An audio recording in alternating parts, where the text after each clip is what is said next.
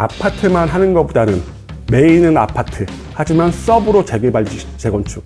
말씀드린 것처럼 지역에 워낙에 많은 재개발, 재건축, 서울 같은 경우는 모아타운이라든가 공공주택 복합사업이라든가 이런 것들이 워낙에 많다 보니까 써먹기가 굉장히 유용하지 않을까라는 생각이 드는 게 요 재개발, 재건축이다 보니까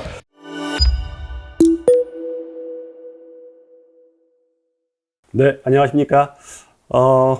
공인중개사 이제 7년차 재개발 재건축을 전문으로 하고 있는 민경환이라고 합니다. 저는 오늘 시간에는 어떤 지식을 전달하기보다는 당시에 저도 처음에 합격을 하고 나서 막막했던 순간들, 그래서 그것을 어떻게 이겨내고 제가 재개발 재건축을 전문으로 하게 됐나를 좀 중점적으로 말씀드리고요. 교육에 대한 당위성, 왜 알아야 되는가를 좀 한번 말씀드리고 싶습니다. 왜 재개발 재건축을 알아야 되는가에 대해서 말씀드리면요. 첫 번째는 신축, 영원한 신축도 영원한 구축도 없다는 거죠. 1970년대 급격한 도시화 이후에 1990년도에는 전국에서 일기 신도시들이 막 발생하고, 지금 그런 일기 신도시가 노후계획도시 특별법에 의한 선도지구가 지정되면서 다시 재건축을 하고 있죠. 이렇게 급격하게 예전에는 신도시였지만 지금은 구도심이 된 상태가 많습니다. 그런 구역들이 많은데요. 그러다 보니까 내가 중개업을 재개발 재건축하고 아무 상관없는 지역에서 중개업을 시작했습니다. 시작해도 언젠가 내가 중개업을 계속 한다면 언젠가는 재개발 혹은 재건축이 될 수밖에 없다고 생각을 하다 보니까 반드시 배워두면 언젠가는 써먹을 것이 재개발 재건축이 아닌가라는 생각이 듭니다. 재개발 재건축들은 어렵다고 생각하는 분이 많은데요. 그렇게 좀 경험을 하다 보면 그렇게 어렵지는 않습니다. 안 배웠기 때문에, 몰랐기 때문에 그런 거고요. 교육을 통해서 배워나가게 된다면 언젠가는 크게 써먹을 날이 올 것으로 생각이 되다 보니까 재개발 재건축을 꼭 놓지 않고 가지고 가시는 게 좋을 것이라고 생각을 하고 있습니다. 우리가 신축 아파트를 사는 방법이 굉장히 여러 가지가 있지만요. 그 중에 재개발 재건축도 가장 좋은 방법 중에 하나라는 거 꼭 생각을 하시고 접근을 하시는 걸 좀 추천드립니다. 제가 그 중개 자격증을 획득하고 처음에 중개업을 어떤 걸 할까 굉장히 고민을 많이 했었습니다. 아파트를 들어갈까? 근데 여자들한테 치여서 안 될 것 같다는데, 아니면 토지를 해볼까? 공장을 해볼까? 여러 가지 고민을 했었는데요. 재개발 재건축은 제가 앞으로 재개발 재건축이 될 구역들이 상당히 많다 보니까 제가 배워두고 알아두면 정말 크게 써먹을 수 있을 거라는 생각을 하면서 접근을 했고 공부를 했습니다. 처음에 이 지식을 얻는 방법은 굉장히 여러 가지가 있죠. 책을 우리가 사서 보는 이유가 뭐냐면요. 그 저자의 경험을 우리가 그 책값을 지불하고 저희가 배워나가는 것처럼 이 중개 실무라는 것도 그렇다고 생각을 합니다. 내가 돈을 지불하고 그분의 경험과 지혜를 얻을 수 있다면 처음에 시작하는 어려움들이 굉장히 좀 없어질 거라고 생각을 하고요. 저 또한 처음에 굉장히 막막했던 순간에 네오비 중개 실무를 만나면서 굉장히 크게 성장을 했던 것 같습니다. 그리고 네오비 마스터 과정 속에서 교수님이 말씀하셨던 해부라고 했던 것들, 예를 들어 블로그라든가 유튜브라든가 아니면 네이버 카페를 만든다든가 이런 거를 그냥 막 모르고 아무것도 모르고 따라 했는데요. 지금은 그 세 곳에 사람들이 굉장히 많이 오고 이거를 제 홍보 수단으로 굉장히 많이 이용을 하고 있습니다. 그러다 보니까 어떤 교육이든지 받아두는 게 좋고, 중개 실무에서는 네오비 이 마스터 과정 그리고 실전 과정들 굉장히 좋다고 생각하다 보니까 교육에 목마르신 분들, 어디로 처음을 시작할지 모르는 분들은 꼭 중개 실무를 들어보셨으면 하는 게 제 바람인데요. 하루라도 빨리 하는 게 좋습니다. 나중에 하면은 이미 더 많은 분들이 선 진입해 있다 보니까 내가 스타트를 끊는 게 가장 중요하다고 생각을 합니다. 말씀드린 것처럼 어느 곳이든 한 번은 재개발을 하거나 재건축을 합니다. 내가 토지만 중개를 하고 있어 생각을 하잖아요. 근데 내가 어떤 토지가 나와서 이거 중개를 하려고 보니까 이게 정비구역인 겁니다. 그럼 정비구역 이게 뭐지? 내가 이걸 중개를 해야 되나? 이게 매수자가 원하는 토지인가? 이런 거 것들을 생각 안 할 수가 없죠. 근데 재개발, 재건축, 정비구역에 대해서 아무것도 모른다고 한다면 그냥 그 분이 원하는 그냥 모양이라든가 평수라든가 가격이라든가 이런 거 맞춰갖고 해줬지만은 실질적으로 매수자가 그 토지를 이용할 수 없게 되는 경우도 있습니다. 정비 사업에 대해 전혀 모르고 있다고 한다면 그런 문제점이 발생을 할 수 있고 굉장히 큰 항의를 받을 수도 있다고 생각하다 보니까 토지를 하든 아파트를 하든 재개발은 언젠가 써먹을 수 있는 교육이다 보니까 언젠가 써먹을 수 있다 보니까 꼭 많이 배워두시는 게 좋다고 생각합니다. 또 하나는 중개의 다양한데요. 내가 아파트를 하고 있다 보니까 재개발 재건축 몰라도 돼. 토지를 하고 있으니까 몰라도 돼. 이렇게 생각을 하고 수도 있는데요. 어느 중개 대상물이든 굉장히 좋을 때가 있고 또 나쁠 때가 있습니다. 예를 들어 이렇게 한번 설명해 보겠습니다. 내가 아파트 단지에서 중개업을 하고 있는데 부모님이 우리 자녀한테 어떤 집을 하나 사주고 싶어 합니다. 근데 신축을 원하는데 금액은 신축을 살 수 있는 금액이 아닙니다. 그렇다면 내가 재개발, 재건축을 모르고 있다고 한다면 내가 갖고 있는 매물 중에서 이분한테 가장 맞는 거를 설명을 하려고 하겠죠.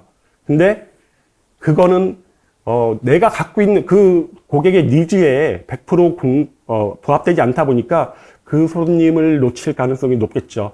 하지만 지금은 신축이 아니지만은 나중에 신축이 될 지금 금액으로도 충분히 살 수 있는 재개발, 재건축 구역을 내가 알고 그런 거에 대해서 설명을 할 수 있고 한다면 고객의 니즈에 조금 더 맞춰갈 수 있는 장점이 있다고 생각이 됩니다. 그러면 그분은 충분히 관심을 보이겠죠. 근데 만약에 내가 아무것도 모르고 있다면 그 손님을 내가 끌고 갈 수 있을까요? 저는 절대 끌고 갈 수 없다고 생각하다 보니까 재개발, 재건축을 알고만 있다면 좀 다양화해서 중개를 할 수 있다고 보시면 되고 또 어느 곳에 중개를 하고 계시든지 내 주변 지역을 한번 보십시오. 재개발 구역, 재건축 구역 두세 군데, 다섯 여섯 군데 없는 지역이 없습니다. 대도시일수록 재개발, 재건축이 굉장히 많다 보니까 내가 언제든지 써먹을 수 있는 게 재개발, 재건축이라고 보시면 되다 보니까 알고 있어야 됩니다. 모르면 절대 써먹을 수 없고 내가 그걸로 인해 수익을 낼 수 없다 보니까 좀 같이 배워가는 게 좋을 것이라고 생각이 되고요. 그리고 요새 신축 선호도가 굉장히 높죠. 아무래도 예전 아파트보다 훨씬 더 다양해진 커뮤니티 시설, 그리고 좋은 주차장, 그러니까 뭐 영화관이라든가 아니면 카페테리아, 수영장, 헬스클럽, 단지 내에 들어오면 나갈 일이 없게 되죠. 요즘 신축 아파트들은 그런 신축 아파트에서 살던 분이 구축 아파트로 다시 가는 확률은 저는 높지 않다고 봅니다. 근데 신축이 다 좋은 건 압니다. 근데 못 사는 거죠. 워낙에 비싸다 보니까 인근 구축과 신축의 가격 차이는 뭐 입지에 따라 좀 다르기는 하겠지만은 100% 이상 차이 나는 구역도 굉장히 많이 있습니다. 그러면 신축을 살 수 없지만 나중에 신축이 될 곳, 정부에서 인정해 준 곳, 흔히 얘기하는 정비구역으로 지정이 됐기 때문에 언젠가는 신축 아파트가 된다는 걸 공공연하게 나타나고 있는 지역들이 이런 재개발, 재건축, 또 요즘 소규모도 있지만 이런 것들이 있는데요. 이런 것들을 우리가 좀 설명해 줄 수 있는 능력, 지식을 갖고 있는 게 좋다 보니까 재개발, 재건축을 저는 꼭 아셨으면 좋겠습니다. 그리고 우리는 이번 중개사 시험을 보면서 공법에 있는 도시 및 주거환경 정비법을 배웠습니다. 그 시험 문제를 맞추기 위한 단순 외우기였기는 하겠지만은 저희가 남아있는 지식이 분명히 있죠. 근데 이런 지식은 시간이 지날수록 흐려지고 점점 잊혀져 갈 수밖에 없는데요. 공부를 재개발 재건축에 대한 실무를 공부하게 되면 이전에 내가 시험을 보기 위한 도시 및 주거환경 정비법을 대입해 볼 수가 있는 거죠. 우리가 아파트 중개라든가 상가 중개 이런 쪽에서 한 번도 뭐 시험 문제에 그런 것들이 나오지 않았지만은 도시 및 주거환경 정비법은 나와 있다 보니까 어쩌면 조금 더 수월하게 다가갈 수 있는 게 이런 재개발 재건축이 아닐까라는 생각을 개인적으로 해봅니다. 재미있게도 이 재개발 재건축이라는 거는 여러 가지 단계가 있는데요. 단계마다도 굉장히 중개 기법도 다르고 찾아오는 손님도 다르고 그리고 내가 판매할 매물도 달라지는데요. 이런 것들을 배워가는 재미도 굉장히 쏠쏠하다고 보시면 되고요. 말씀드린 것처럼 아파트만 하는 것보다는 메인은 아파트, 하지만 서브로 재개발 재건축, 아니면 메인은 상가, 하지만 서브는 재개발 재건축. 말씀드린 것처럼 지역에 워낙에 많은 재개발 재건축, 뭐 서울 같은 경우는 모아타운이라든가 도심 공공주택 복합사업이라든가 이런 것들이 워낙에 많다 보니까 써먹기가 굉장히 유용하지 않을까라는 생각이 드는 게 요 재개발 재건축이다 보니까 좀 공부를 하시는 걸 좀 추천드립니다. 창업을 원하시는 분들도 많죠. 장점과 단점이 좀 있는데요. 우선 소액 창업이 가능하다는 겁니다. 가장 좋은 창업은 권리금이 비싼 아파트 단지 들어가는 게 가장 좋습니다. 권리금이 비싸다는 얘기는 그만큼 안정된 수익이 나온다는 얘기인데요. 그 수익이 나오다 보니까 그 높은 권리금을 지불할 수 있는 여력이 된다고 한다면 그렇게 들어가시는 게 가장 좋습니다. 너무 굴곡 없이 평탄하게 중개업을 할 수 있는 곳이라고 보시면 되는데 그런 큰 금액이 없고 처음 창업하다 보니까 경험을 한번 쌓고 싶다면 재개발 재건축 구역에서의 창업은 나쁘지 않습니다. 재개발 재건축 어느 곳에서 합니까? 거의 다 노후된 곳에서 하다 보니까 흔히 말하는 월세라든가 이런 가격이 높지 않죠. 그리고 뭐 사무실도 뭐 굉장히 신축 아파트 단지 내 사무실 같은 경우는 너무 허름하게 꾸며 놓으면 손님들이 올까요? 그렇진 않죠. 근데 재개발 재건축은 그렇게 높은 인테리어 비용을 지불하면서까지 할 필요는 없습니다. 그러니까 소액으로 창업이 가능하다는 게 재개발 재건축 구역에서의 창업 장점이라고 보시면 되고요. 분양보다는 재개발 재건축 매수 선호도가 증가하고 있는데요. 이거는 좀 지역마다 다르긴 합니다. 예를 들어 갖고 서울 지역 같은 경우는 분양가 상한제로 인해서 인근 지역 시세에 대비 10억, 15억 낮게 분양이 되다 보니까 이럴 때는 분양이 훨씬 낮습니다. 하지만 최저 가점이 70점, 75점 이렇게 되는데요. 그런 가점을 가질 수 없다고 한다면 당첨이 안 되겠죠. 그러면 그거 외에 대안으로 재개발 재건축의 매물을 손님들한테 권해서 사게 하는 방법도 좋습니다. 아무래도 공사비가 워낙에 많이 높아졌고 그러다 보니까 분양가도 많이 올랐죠. 그리고 조합원 분양가도 올랐습니다. 하지만 제가 한 몇 개월 전에 조합원 분양가의 오름폭과 일반 분양가의 오름폭을 비교해 봤더니 조합원 분양가의 오름폭이 일반 분양가 오름폭보다 훨씬 낮았습니다. 한 40%밖에 안 됐다 보니까 프리미엄을 주고 사도 일반 분양을 받는 것보다 더 유리한 게 재개발 재건축 조합원 매물이고요. 그리고 조합원 매물 같은 경우는 장점이 있죠. 가격도 가격이지만은 좋은 동과 좋은 층을 우선 선점하고 나머지 것들이 일반 분양 되다 보니까 나는 분양 가점이 아무리 높아도 저층이 되는 경우가 있는데 재개발 재건축 매물 같은 경우는 특별한 경우가 아니면 예를 들어 1:1 재건축이라든가 이런 것들이 아니라면 거의 로얄동 로얄층을 가져가는 게 대부분이라고 보시면 됩니다. 그래서 일반 분양을 받기는 어렵고 조금이라도 좀 싸게 신축 아파트를 매수하고 싶어 하는 분들, 특히 나이가 드신 분들보다는 젊은 분들이 시간이 남죠. 시간이 좀 있죠. 나이가 좀 있으시면 시간이 굉장히 아깝는데 이걸 금전적으로 가치를 환산하면 젊은 사람들의 시간적 가치의 금전적 환산 비용보다 나이 드신 분들이 훨씬 더 높다고 보시면 됩니다. 젊은 분들한테 재개발 재건축 구역을 설명을 해주고 그리고 흔히 얘기하는 몸테크도 한번 권해주시는 것도 저는 나쁘지 않은 방법인데 그러다 보니까 젊은 분들한테 저희가 좀 설명하기가 편하다는 장점도 있습니다. 지금은 이렇게 낙후되고 살기 좋지 않은 구역이고 주차도 어려운 지역이긴 하지만은 신축 아파트로 바뀌게 되면 완전히 딴 세상이 된다는 걸 충분히 설명하고 그런 분들한테 매수를 이끌어낼 수 있다고 보시면 됩니다. 그리고 재개발, 재건축 구역이 딱 지정이 되면 어떤 현상이 발생을 하냐면요.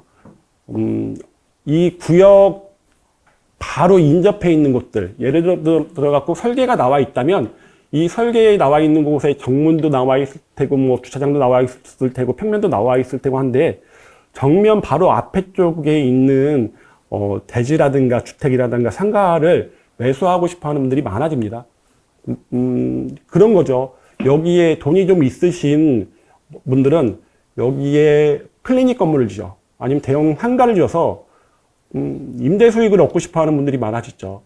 그러니까 재개발, 재건축 구역에 창업을 한다고 해서 재개발, 재건축 매물만 하는 게 아니라 이 인근에 몰려드는 투자 수요들도 많다 보니까 우리가 이 구역을 잘 알고 설명을 하면서 이 근처에 이런 건물을 사서 이런 건물을 짓거나 이 토지를 사서 어떤 식의 운영이 된다면 분명히 큰 수익을 얻을 수 있을 테니까 이걸 매수하는 게 좋겠습니다.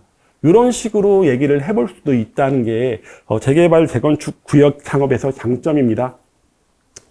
레드오션이죠. 지금 중개업에 지금 창업을 준비하는 분들 굉장히 갈 데가 만만치 않죠.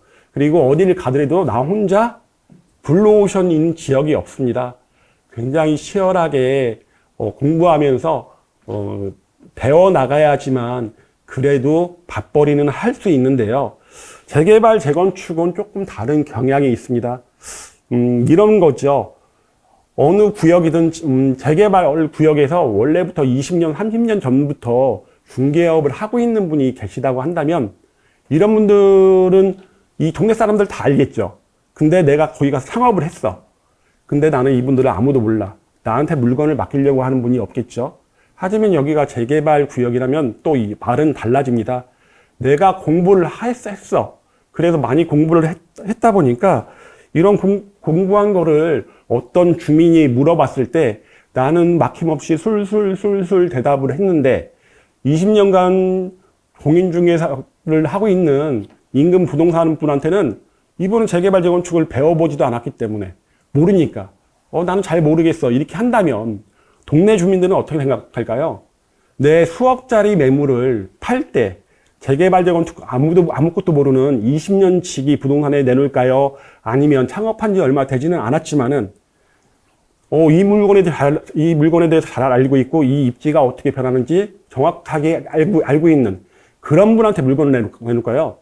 저는 이런 본인의 자산에 대해서는 굉장히 소중하다 보니까 오래 알고 있어도 잘 모르는 분한테는 내놓지 않습니다. 많은 지식을 갖고 있는 곳에 창업한 지 얼마 되지 않았지만 그런 곳에 내놓는다고 보시면 됩니다. 그러면 여러분들은 어떻게 해야 될까요? 어느 구역에 창업을 하든 만약에 이 구역이 재개발, 재건축 구역이라고 한다면 많이 알고 들어가야겠죠. 근데 네오비 실전 과정에서는 그런 많이 알고보다는 기본기를 알려주신다고 보시면 됩니다. 내가 이분이 뭘 물어봤을 때 내가 선뜻 대답은 못하지만은 내가 이걸 배운 적이 있어 교재를 한번 들춰볼 수 있는 그런 기본기를 알려준다고 보시면 되고요. 물론 그 기본기에 본인의 노력이 더해진다면 훨씬 더 뛰어난 재개발, 재건축 전문가가 되겠죠. 그래서 처음에 창업을 하고 경험을 해보고 싶고 이런 분들한테는 그런 재개발, 재건축으로의 창업도 나쁘지 않다고 생각이 되고요. 그런 말 있죠. 여자분들은 아파트로, 남자는 토지나 상가로 중개를 많이 하는데 재개발, 재건축은 특수하다 보니까 남녀의 차이가 없는 것 같습니다. 왜 그러냐면 주거용 건물을 우리가 중개를 하다 보니까 이런 점에서는 여자분이 유리하지만 재개발, 재건축에서 특수성에 의해서는 남자가 또 좀 더 유리할 수 있다 보니까 차이가 없이 여자분도 남자분도 많이 알고 많이 배워놓으면 되게 어렵지 않게 새롭게 들어가서 자신의 영역을 넓혀 놓을 수 있다고 생각하시면 됩니다. 물론 단점도 있습니다. 재개발, 재건축은 시간이 너무 길고요. 그리고 도시 및 주거환경 정비법이 워낙에 수시로 개정이 되다 보니까 계속 공부를 해야 됩니다. 공부를 하지 않고 예전 법문에 얘기한 것만 기억하고 있어서 대답을 하게 된다면 분명히 나중에 크게 문제가 될 수도 있다 보니까 계속해서 자신을 채찍질하면서 공부가 필요한 구역이 저 재개발 재건축에서의 창업이라고 보시면 됩니다. 그리고 시장에서 굉장히 민감한데요. 부동산 시장에서 다 민감하죠. 뭐 가격이 올라갈 때는 폭등했다가 또 떨어질 때도 많이 떨어졌다가 하는데 이 아파트의 오름폭과 내림폭과 비교하면 주기는 뭐 비슷하다고 하더라도 폭이 재개발 재건축이 훨씬 더 크다고 보시면 됩니다. 떨어지는 것도 더 빨리 떨어지고 오를 때는 조금 더 늦게 오르지만 한 번 오르기 시작하면 폭발적으로 오르는 게 재개발 재건축 구역인데요. 이건 물론 지방하고 서울은 좀 다르다고 보시면 됩니다. 서울 같은 경우는 다른 신축 아파트가 세워질 수 있는 다른 대안이 없다 보니까 재개발 재건축 구역에서의 가격대는 일반 아파트 가격대하고 거의 비슷하게 움직이는데 지방은 조금 차이가 있다고 보시면 됩니다. 이제 신축 아파트를 누가 분양받나에 대해서 좀 말씀드리겠는데요. 입주권에 대해서 좀 말씀드리면요. 우리가 입주권 많이 들어보셨을 거예요. 재개발 재건축을 모르셔도 입주권을 많이 들어보셨을 텐데 분양권하고 입주권의 차이는 분양 계약을 했나 아니면 조합원들이 이미 갖고 있던 주택이나 토지가 입주할 수 있는 권리로 바뀌었나의 차이인데요. 입주권 같은 경우는 소득세법에 나오는 겁니다. 도시민 중앙경영정비법이 아니라 나중에 세금을 얘기할 때 나오는 것이 입주권인데요. 재개발 재건축은 관리처분 인가 이후에 소규모 재건축 그리고 가로주택 정비 사업 같은 경우는 사업 시행 계획 인가 이후에 똑같이 집은 있지만은 우리가 부를 때 입주권이라고 부르면 됩니다. 입주할 수 있는 권리가 되어 있다 보니까 관리처분 인가 이후나 소규모의 사업 시행 인가 이후에는 이거를 매매할 때는 크게 문제가 되지 않는데요. 우리가 많이 들어보셨을 거예요. 물딱지라고 많이 들어보셨을 텐데 이런 물딱지 같은 경우로 우리 중개사가 거래를 하는 경우가 종종 있죠. 왜 이렇게 물딱지를 저희 거래를 할까요? 모르기 때문에 거래를 하는 겁니다.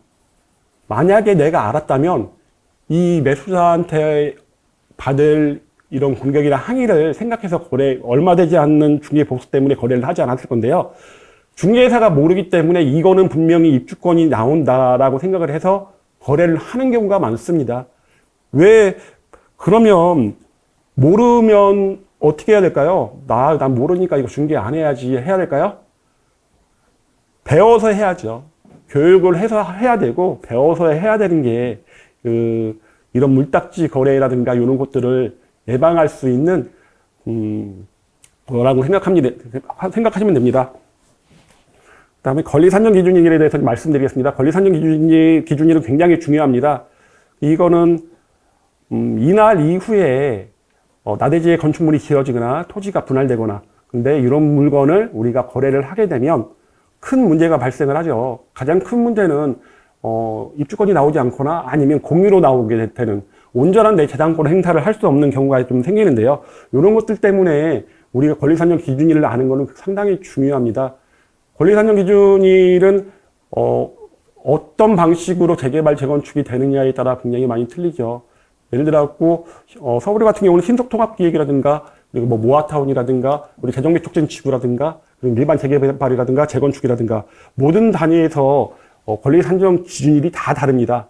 법이 다 다르기 때문인데요. 근데 우리가 어떤 지역에서 재개발에서 창업을 해서 중개를 하는데 이런 권리 산정 기준일 가장 기본적인 것도 잘 모르고 중개를 한다? 어떻게 될까요? 창업과 동시에 문을 닫아야 되는 사태가 발생할 수도 있습니다. 그러다 보니까 배움이 필요한 건데요. 굉장히 쉽지 않게 배울 수 있습니다. 실무 내업이 실전 과정에 등록을 하시면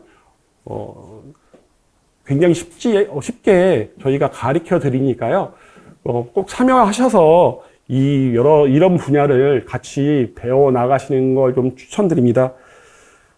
재개발 구역에서의 창업이라든가 재건축 구역에서 창업 너무 어렵게 생각하지 않는 게 좋을 것 같습니다.